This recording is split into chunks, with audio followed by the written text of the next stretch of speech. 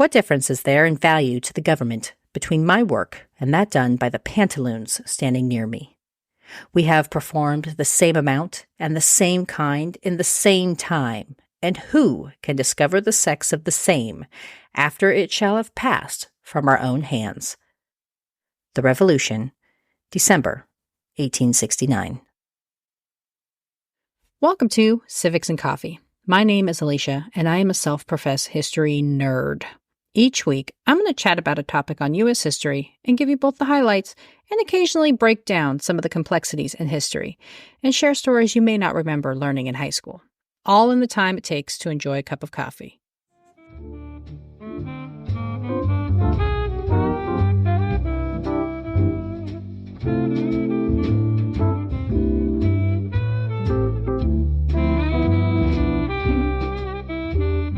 Hey everyone, welcome back. Ahead of the Civil War, the business of running the federal government was a relatively small affair. Tracking down total job numbers is a bit of a beast considering the current size of our government's bureaucracy, but according to the latest data I could find, which was published in 2013 by the Office of Personnel Management, nearly 3 million people were employed by the federal government. In 1859, just 2 years before the outbreak of the Civil War, the federal government was considerably smaller. Consisting of only 8 departments and employing less than 6,000 individuals, it was a mere shadow of what it would become. However, as war broke out and demands increased, so too did the need for manpower. Or, in this case, woman power. Before the war's onset, only a small number of women could claim to be members of the federal service, and they were often placed in positions that reinforced 19th century social norms. By the end of the conflict in 1865, however, the federal government had become a robust, sexually integrated workforce. But what exactly prompted this shift? This week, I am diving into women and federal employment during the Civil War. Why did women go into the federal workforce? What challenges did they face? And how did it influence future employment opportunities for women in the private sector? Grab your cup of coffee, peeps. Let's do this. As I mentioned at the start of the episode, federal employment for women wasn't exactly new. Several agencies employed women.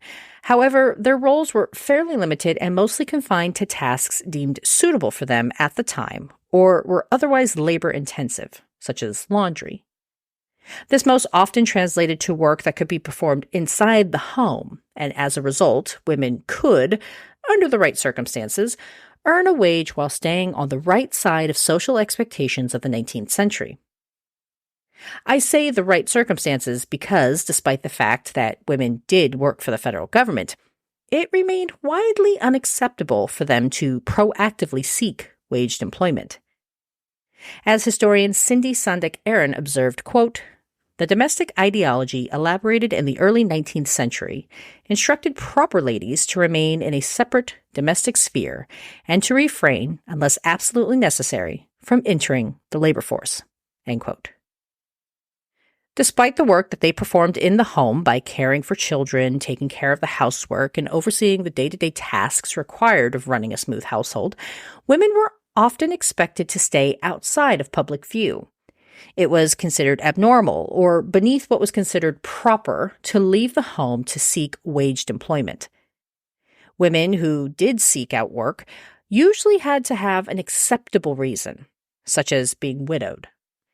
And when they did secure work, women were often viewed as temporary employees who were only engaging in the job until they could find a suitor to marry and relieve them of the laborious practice of working. Tracking the data related to early federal employment is not much easier than current data, but information from the Federal Register shows that of the 850 jobs listed in 1859, only 18 were identified as being held by a woman, or just 2%. And again, these jobs were generally menial in nature with no opportunities for advancement. When women were given positions, they had to contend with the frequently incorrect assessment that they were just temporary, flighty employees who only wanted to stay on staff until marriage saved them.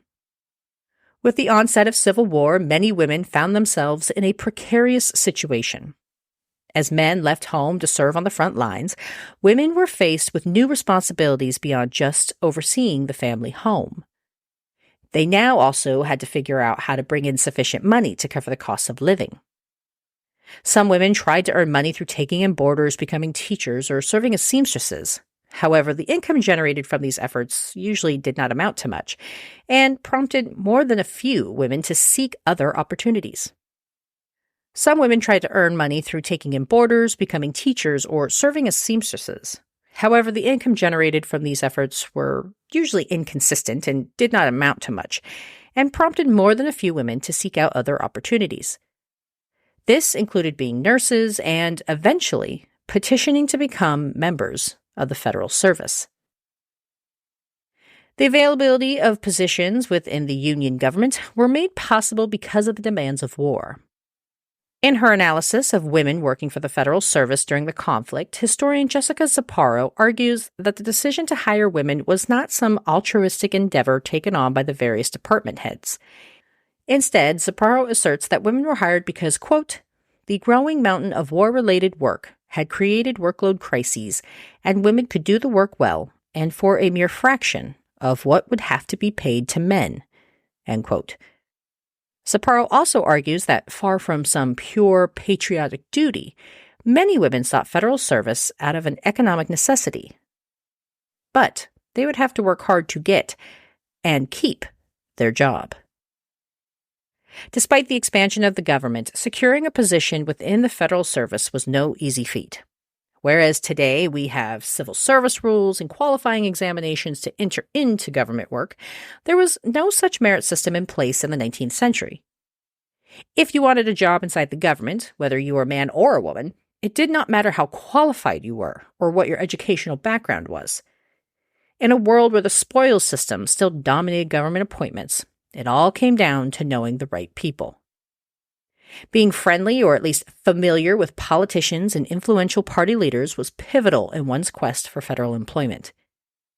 It was these men who could open doors and help ensure placement within the federal bureaucracy by writing letters of introduction or otherwise offering an endorsement on someone's behalf. While someone could apply for a federal job without the support of these men, their chances of succeeding in their quest without them was slim. Although securing a post within the government was difficult for both men and women, women hoping for federal employment were at a distinct disadvantage. Kept out of public spaces, many women lacked a robust political network they could draw upon. As a result, women seeking a job in the federal service often had to rely on their ties to the men in their lives to convince influential people to lend their support. Women also leaned into the social norms, playing up their helplessness in order to gain sympathy and curry favor with the powerful men who could make a difference. Given their lack of access to the right people, some women had to try dozens of times applying for a number of departments, even being forced to wait years before successfully securing a federal post. Those who were especially desperate and without any male relationships they could draw on even took to writing President Lincoln directly, requesting he take pity on their plight and recommend them for a post. Female applicants who tried to emphasize or tout their skills and abilities in their requests for a job repeatedly found themselves shut out from government work. Again, from historian Jessica Zaparo, quote, generally, female dependence and helplessness were rewarded over female independence and ambition, end quote. The more a woman presented herself as intelligent or capable of working in the post she was applying for, the less chance she had at actually securing that position. In response, women quickly learned that the best way to both get and keep their jobs was to lean into the social constructs of the period. They understood that their livelihoods were tied to the whims of the men in power and did what they could to safeguard their posts. As Zaparo observed, quote, female applicants downplayed their experience, intellect, and ambition, and paid particular attention to the feelings of men. It was what would get them hired, and once employed, would help to keep them at their desks, end quote. If the government wasn't going to hire women based on their merit, then they would have to find another, more creative way to land the job. It's estimated that the Union spent nearly $2 billion on the Civil War. And that is not a figure adjusted for 2024 estimates, but is representative of what was spent in the 1860s. Such a massive expenditure required the government to devise creative ways to fund the war as quickly as possible. One of the solutions was to move away from the gold standard. Beginning in 1861, the federal government began printing paper money, which was known as greenbacks. The paper currency had to be produced, cut, and counted quickly and without error. Initially, the process of cutting greenbacks included cutting it by hand and was quite labor-intensive. In recommending hiring women at the Treasury Department, Secretary Salmon P. Chase wrote, quote, "A woman can use scissors better than a man, and she will do it cheaper," end quote. And this gets us to both why women sought federal service and one of the many challenges they faced. Women in need of waged work were consistently underpaid for their labor. Teachers then, as now, made paltry sums, and laboring in factories was an inconsistent, difficult way to earn a living. Federal service, however, guaranteed a job with a high rate of pay. Well, at least a higher rate of pay than women had thus far been able to enjoy. Working in the Treasury Department, women earned $600 a year, which was more than 3 times the salary they could expect working in a factory.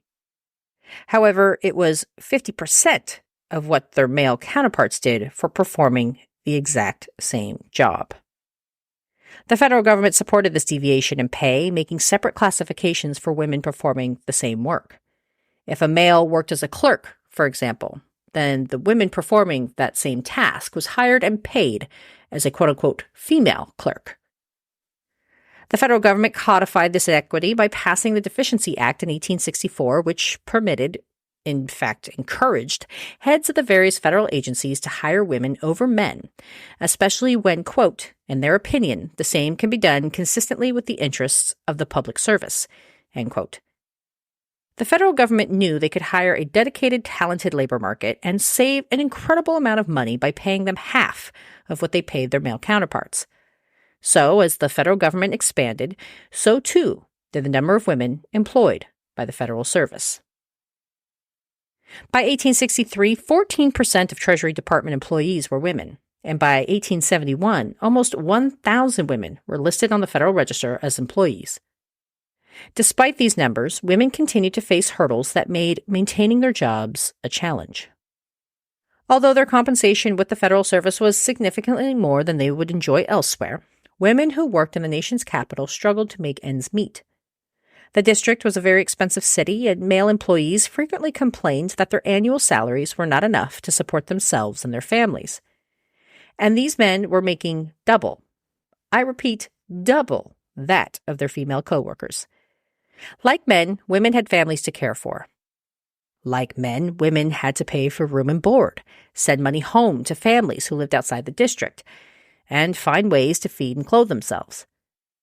But despite these realities, the government did not shift its stance on compensation. Women who did manage to live within the district limits got creative in meeting their costs of living. They sought extra income through taking on boarders or finding other ways to make extra cash to pay their way. Working women also had to deal with accusations of sexual misconduct. Because this was a time before the merit system or entrance exams, women who cultivated close relationships with their male supervisors risked being labeled as inappropriate. This was further exacerbated by what became known as the Treasury Scandal of 1864. As described by historian Jessica Sapparo, quote, "Often in mixed-sex workplaces, women carried out important affairs of the nation, including creating, verifying, and shepherding enormous amounts of U.S. currency. And, allegedly, many of them were also engaged in some form of prostitution," end quote. While this quote-unquote scandal was largely false and blown up by the national press, it nevertheless put the experiment of employing women at risk. Shackled to the Victorian ideals of what it meant to be a proper lady, women who challenged these norms and entered into otherwise inappropriate sexual dalliances put their fellow female coworkers' careers and futures at risk. While men also participated in otherwise uncouth behavior, they largely avoided the stigma, national attention, and risks to their livelihood that women just could not escape. Despite these and several other challenges, women remained part of the federal service. They even lobbied for pay equity, rightfully pointing out the hypocrisy that they were performing the same tasks as men but for half the rate of pay. Women and their allies came incredibly close to securing victory, However, the bills providing equal pay stalled in Congress, and women would have to wait another century before the federal government authorized pay equity. Again, from historian Jessica Sapporo, quote, "Equal pay would have been a difficult policy to retreat from once adopted, and could have accelerated women's civil rights battles in other areas, including suffrage.